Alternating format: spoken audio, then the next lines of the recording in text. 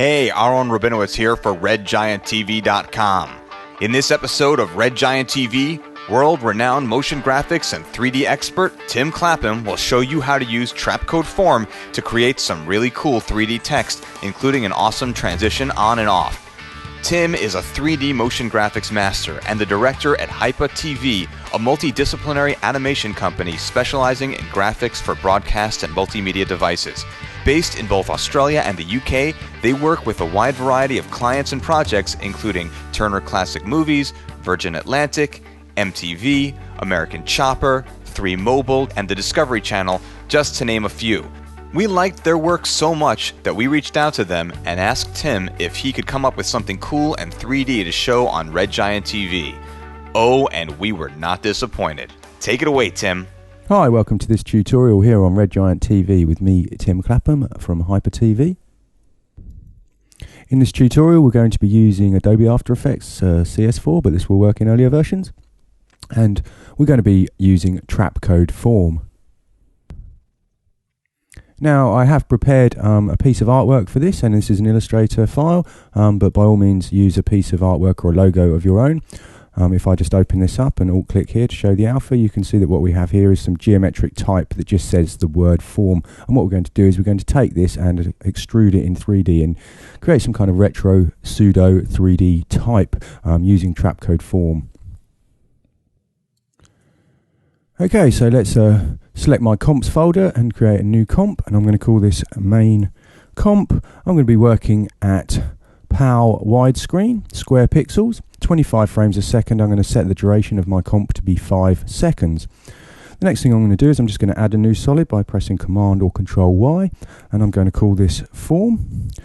Now Form is a 3D effect, but you apply it to a 2D layer and it will work with the After Effects comp camera, etc. So we click OK and we leave our layer as a 2D layer. Next we can come to the Effect menu and we can come down, choose Trapcode Form. Immediately we can see the results in our comp window. As it's a 3D effect, it's a good idea at this point to add in a camera. So come to the Layer menu, choose New and Camera. Just click OK on the defaults. Now we have a camera in the scene and we can press C for our camera tool, and if we click and drag we can orbit around. And you can see the form effect quite clearly in our comp window. So the way that Trapcode Form works is that it creates a grid array of particles, and as you can see here we have 3 layers of this grid. If we just zoom in by right clicking on the mouse with the camera tool, we can just move the mouse up and the camera moves in just a little bit closer so we can see what's going on. So as you can see, we have lots and lots of particles in a grid shape and 3 layers of these. Now we can control how these particles are displayed, the size, the position and the visibility of them. We can also change the type of particle that's being displayed. At the moment it's displayed as a sphere. We can choose some of the presets, or we can use a custom particle of our own.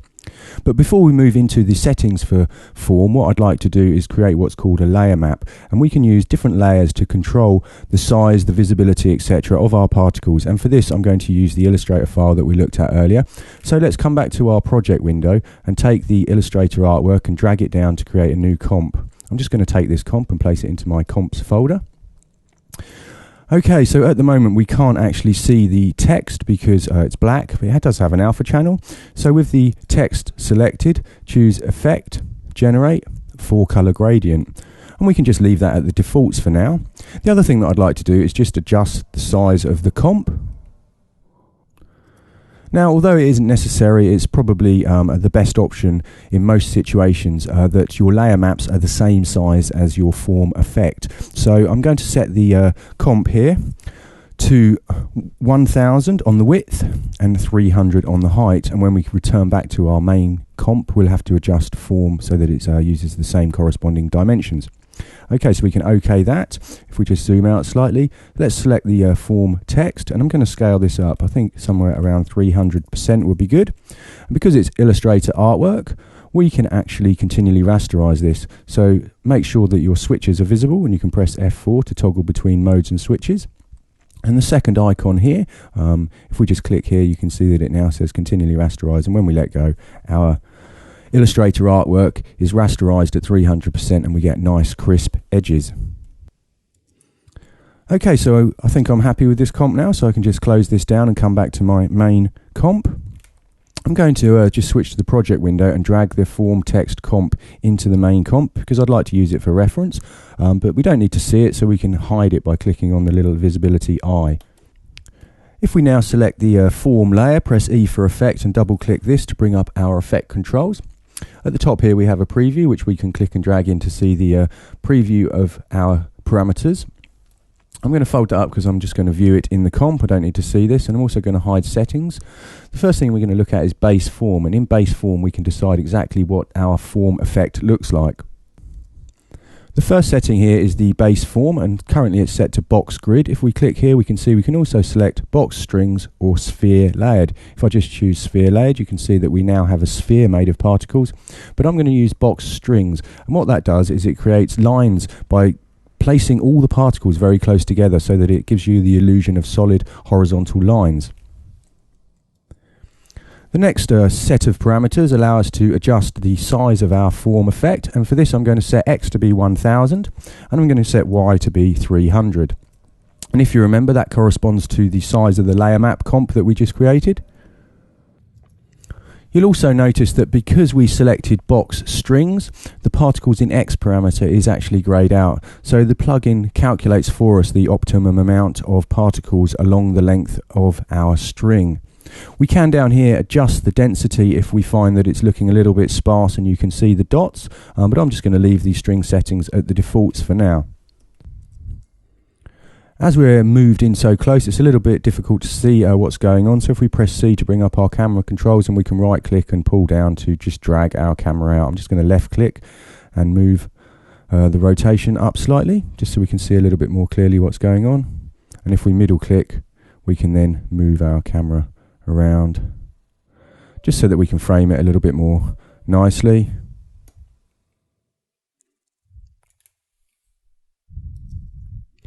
And just pull out a little bit more. Okay, we can set the camera up a little bit later on in the project. For now, that will do. And I'm just going to bring the comp up to 100% so we can see a little bit more clearly. Okay, so the next settings we have are strings in Y and strings in Z. And as you can see, we have 70 stripes going up and we have 3 layers going in Z depth. I'm going to set the strings in Y to be 25. I'm going to leave strings in Z at 3 for the moment. The next options allow us to position our form effect in 3D space using X and Y, and then here for moving it on Z. And finally we have the option to rotate our form effect. I'm just going to leave all those for the default for now. Next thing is the particle settings. Here we can choose to change the type of particle, or we can choose a custom particle, in which case you can choose a layer that you've created in your comp as a custom particle. But for this tutorial I'm just going to leave it on the default of sphere. I'm actually going to reduce the amount of feather down to say 15, just so the spheres are a little bit harder, and I'm going to increase the size. Let's set that to around 5. We also have the option here to set some randomness on our size, adjust the opacity, and also to give the opacity some randomness. Finally here we can set the color and the transfer mode. I'm going to leave all of these at the default except for the transfer mode, which I'm going to switch to normal. That's just so that the particles composite over themselves using normal mode. So this isn't the actual layer composite mode, it's the transfer mode of the particles over themselves. So now we've set up the particle settings, let's leave quick maps for a moment and come down to layer maps. Now layer maps is where a lot of the main power of the effect can be harnessed. And as you can see, when I fold down the layer maps parameters, we have the options for color and alpha, displacement, size, fractal strength, and disperse. And what we can do is we can use layers that we have in our comp to control all of these parameters. So what I'm going to do here is I'm going to control the color and alpha first of all, and we created this form text pre-comp, and I'm going to use that to control the alpha channel, or in other words, whereabouts our particles are visible. So under color and alpha, where it says layer, there's a pop-up menu, and here we can click and choose any of the layers from our comp. So click there and choose the form text layer. Okay, there's a small bug in After Effects that means that a lot of the parameters fold up like this sometimes, but if that happens, just unfold it and don't worry about it. Once we've selected the layer, we then need to select the type of functionality we'd like to use. So here we have RGB. If we click here, we have RGB and alpha. just alpha, or alternatively we can use the lightness of the layer to control the alpha of the particles. First of all, I'm just going to set this to RGBA to RGBA, so that will bring the color and the alpha from our layer and apply it to the particles. Next, we have to decide which axes or plane we would like to apply this to, so we can apply it along X, Y, XZ or YZ. And we also have these other options at the bottom if we're using an animated layer map. We won't go into that right now, but for this example we're going to use X, Y, and as soon as I do that, you can then see that our form text, which looks like this, is then applied to our form effect, and we now have all our particles colorized, and the alpha is also working to control the visibility. Now it is a little bit illegible and you can't really see what it says, and what I'm going to do is I'm going to change the color, and for this I'm going to use quick maps. So although I've used colour in my pre-comp, I didn't really need to. All I'm going to use here is the alpha, and I'm going to add the colour using a quick map. The reason I added the colour was just to show you that that's possible. But if we come back to the form effect and under functionality, let's just select alpha to alpha. And you can see that now our particles become white. All they're doing is taking the alpha from the pre-comp. If we just fold layer maps up for a moment and fold down quick maps, you can see that in here we have the option to adjust the opacity, the color, and then we have these alternative maps which we can use to adjust size, opacity, fractal strength, and also to allow our particles reacting to audio. I'm just interested in the color map for now, and what we can do here is we can decide how we'd like to map our color onto our form effect. Let's just rotate this around a little bit and move it down, and let's just move in a little bit closer. Okay, so now we can see the top, and we can see the extrusion that we're going to create on our type.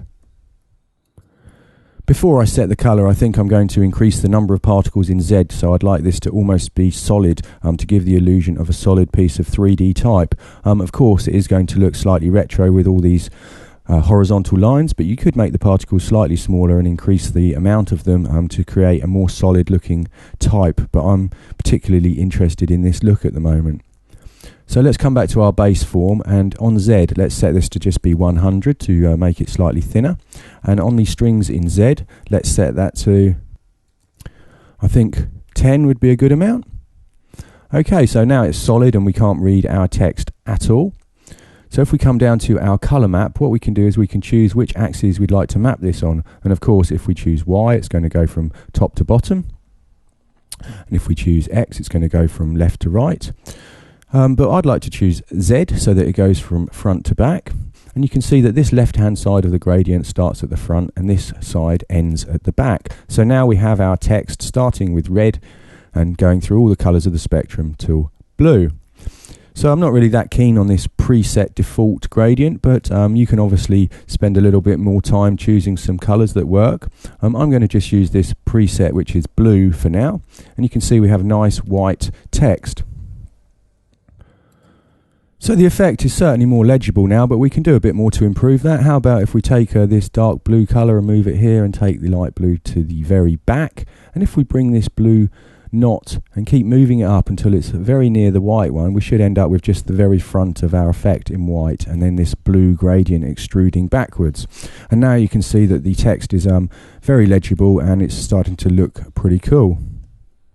We do have a slight problem along the bottom of our form effect here, where you can see that the strings are slightly transparent. They're not as fully opaque as I'd like. Now this is to do with the position of our form layer map, and we could come in here and we could probably move this up or down a little bit to compensate for that. So I've just moved it down a couple of pixels, and you can see that that's more or less solved that. You could probably spend a little bit more time making sure that position of your layer map is as precise as possible so that it matches up with the strings that you're using to create the shape. But I'm reasonably happy with that now, so what I'm going to do is I'm going to have a look at how we can use layer maps to animate the text appearing onto our comp and then wiping off at the end.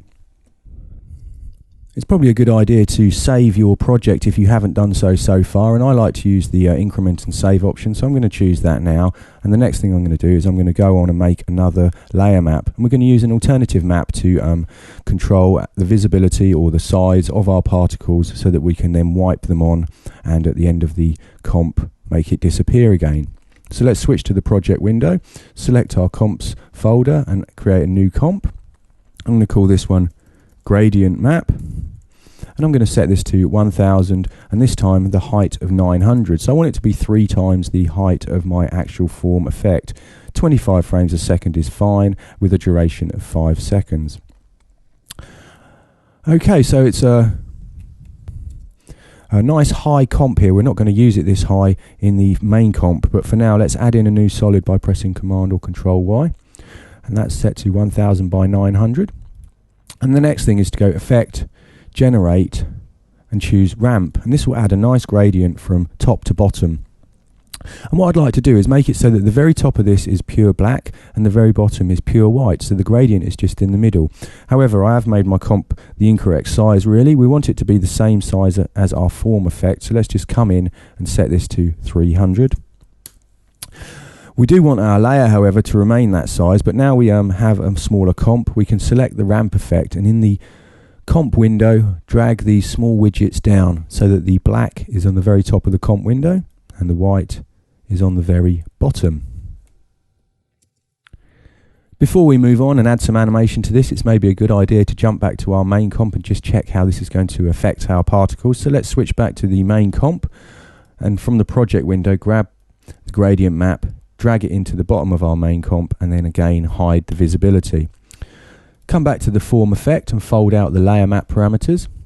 And this time if we come down to size, we can control the size of our particles, and for this I'm going to use the gradient map. So under layer, choose gradient map. Again, map this over X and Y.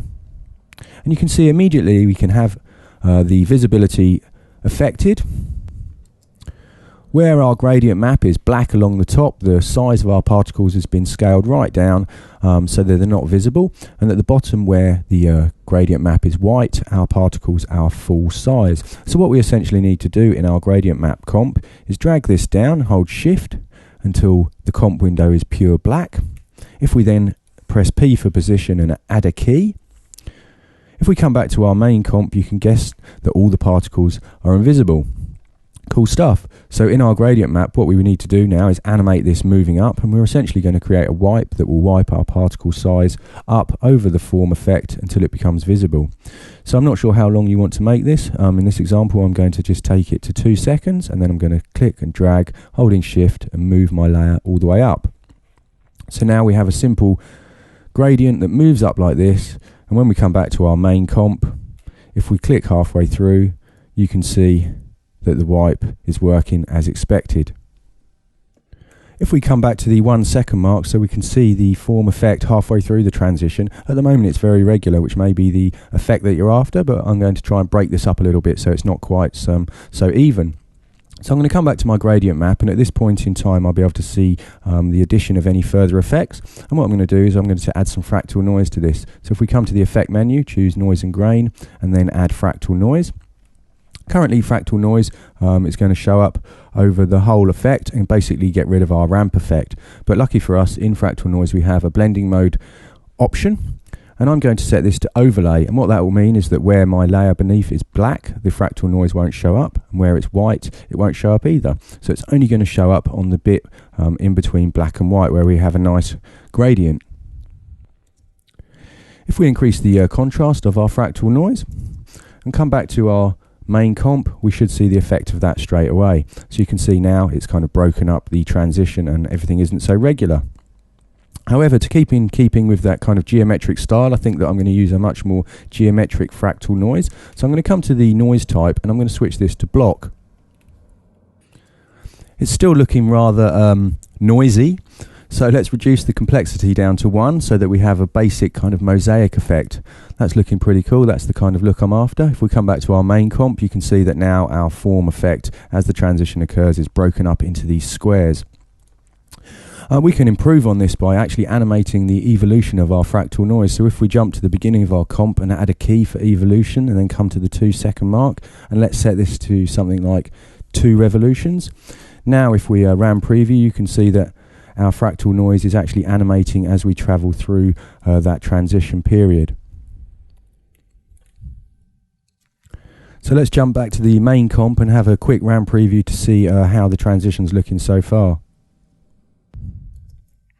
And there we go, I've made a RAM preview and I think that that's working pretty well. So now we can move on and have a look at how we can use a similar effect to get rid of the form text. So again, I'm going to use the same gradient map to control the wipe at the end.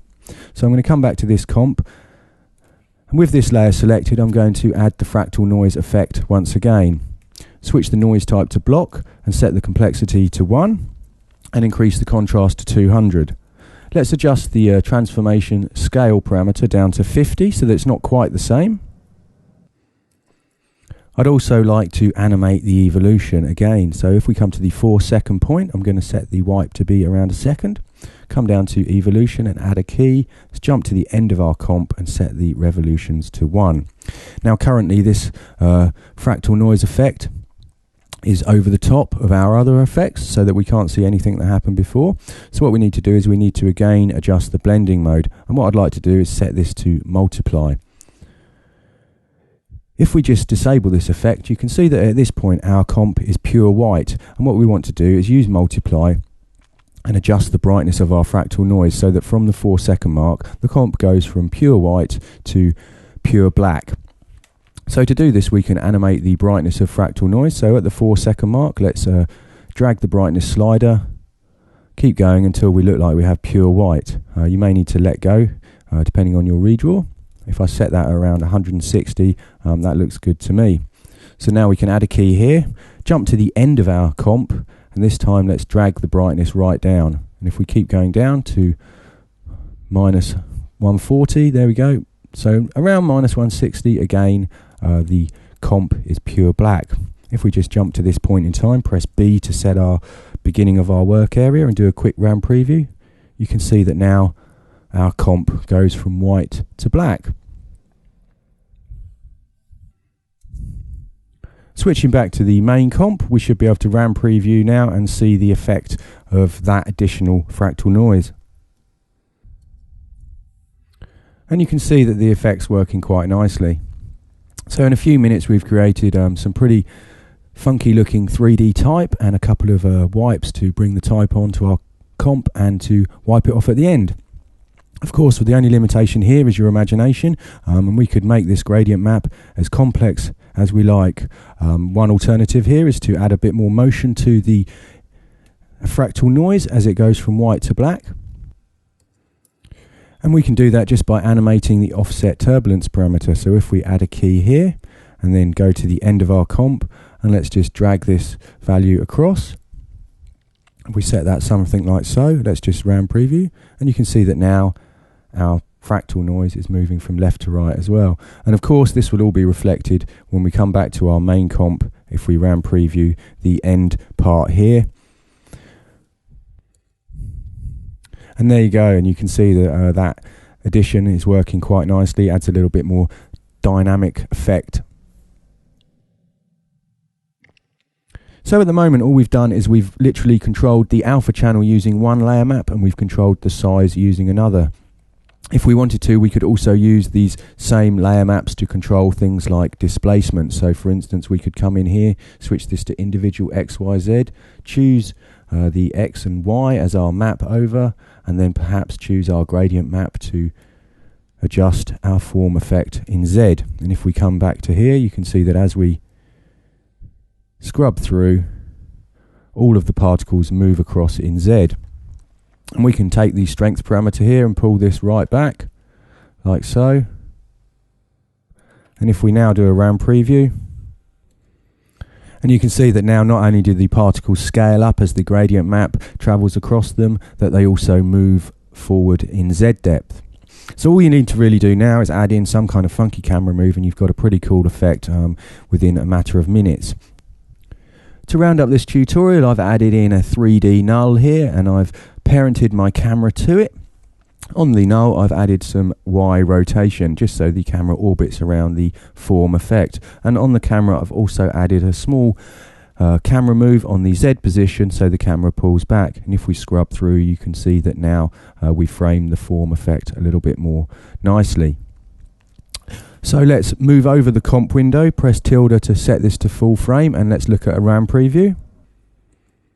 So here's the final result after sort of 15-20 minutes work. hopefully you can see the potential of Trapcode Form. It really is a fantastic plugin, and understanding the layer maps is how to unleash the power of this effect. So I really hope you enjoyed watching the tutorial here on Red Giant TV. My name's Tim Clapham, and if you want to check out my blog at www.hyper.tv/hyperblog, I have a lot more tips and tricks there, and hopefully see you again in the future with another Red Giant TV tutorial. Thanks very much for watching. Thanks, Tim. That was 3D Textacular. I don't know what that means. If you enjoyed this tutorial and you want to learn more about Tim Clapham and Hyper TV, check out www.hyper.tv to see the company reel and projects, and check out the Hyper blog at hyper.tv/hyperblog. And if you really want to get down and dirty with 3D and After Effects, check out Tim's training DVD, Making It Look Great 6, 8.5 hours of training in After Effects and Cinema 4D, which you can find at www.motionworks.com.au. And don't forget, you can always download a trial version of Trapcode Form from the Red Giant software website. Once again, this is Aaron Rabinowitz for RedGiantTV.com. See you next time.